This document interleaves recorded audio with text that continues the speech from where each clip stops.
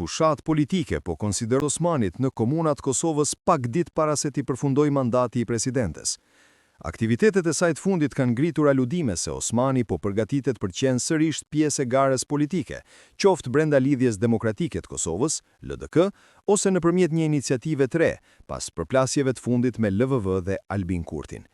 Osmani, pasi nuk mori mbështetje për një mandat të dytë si presidente, ka nisur disa vizita në komunat Kosovës, e fundit ishte më 22 mars në Podujev. E para e vendit, pas dështimit për të zgjedhur presidentin përmes një dekreti, ka shpërndar legjislaturën e 10. Aktualisht, dekretit saj është vendosur mase përkohshme nga gjykata kushtetuese për të vlerësuar kushtetutshmërinë e tij. Kosova Press ka pyetur edhe në zyrën e presidencës për qëllimin e këtyre vizitave, mirëpo të njëjtit nuk kanë kthyer përgjigje.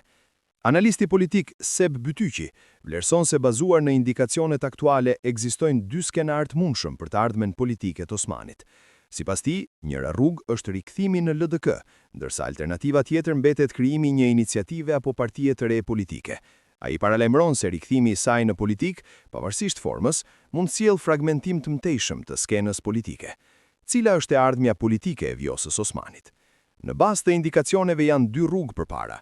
Njërë është kthimi në LDK dhe tjetra është formimi një iniciative apo partie tjetër. Siç po duket, janë bërë disa hapa në atë drejtim dhe tash jemi në pritje të vendimit të gjykatës kushtetuese, ku do të përcaktohet edhe kalendari i zgjedhjeve. Kjo ose do të jetë brenda strukturave të LDK-s ose me një iniciativë tjetër që, sido që të jetë, kemi të bëjmë me një rikthim në politik. Kjo nënkupton se do të ketë fragmentim më të mëtejshëm të skenës politike. Rikthimin aktiv në jetën politike të Osmanit po e sheh edhe antarja e Këshillit të Përgjithshëm të Lidhjes Demokratike të Kosovës, Shipe Pantina.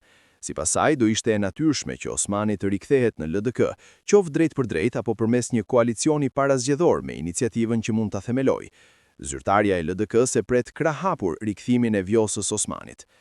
Vjosa Osmani ka filluar disa aktivitetet saj që nuk lidhen drejt për drejt me punën e saj si presidente, që lën për të nënkuptuar se ajo do të rikthehet shumë shpejt në politik. Po duket se me natyrshmja dhe në gjykimin tim po ashtu, është rikthimi tek partia e saj e vjetër, qoftë duke u rikthyer drejt për drejt në LDK, apo duke bërë një marrëveshje nëse ajo tenton të formojë ndonjë iniciativë të re të saj, deklaron ajo.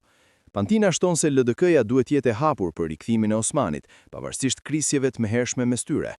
Ajo thekson se përgjegjësia për ndarjen nuk i takon vetëm Osmanit, pasi të dyja palët, sipas saj, kanë pasur pjesën e tyre të fajit. Duke rikujtuar rastet mëhershme të rikthimeve në parti, ka përmendur se largimet shpeshherë kanë ndodhur për shkak të mospajtimeve në mënyrën e drejtimit dhe jo për çështje ideologjike. Sipas Pantinës, ekziston një frymë e përgjithshme brenda LDK-s që favorizon rikthimin e Osmanit. Natyrisht ka zëra kundër, por LDK-ja duhet jetë e pjekur dhe e hapur mjaftueshëm që të pranojë Vjosa Osmanin. Vjosa Osmani ishte përjashtuar nga LDK-ja në vitin 2020, pasi ajo nuk i kishte votuar rrëzimin e qeverisë Kurti. Pas mospajtimeve të thella me një dërshipin e atëhershëm të LDK-s, Osmani kishte themeluar listën Guxo, që ishte marrë pjesë në zgjedhjet e 2021 nën siglën e lëvizjes vetëvendosje. Osmani, përkundër që kishte shprehur vullnetin për një mandat të dytë si presidente, nuk gjeti mbështetje nga lëvizja vetëvendosje që ka shumicën parlamentare në kuvend.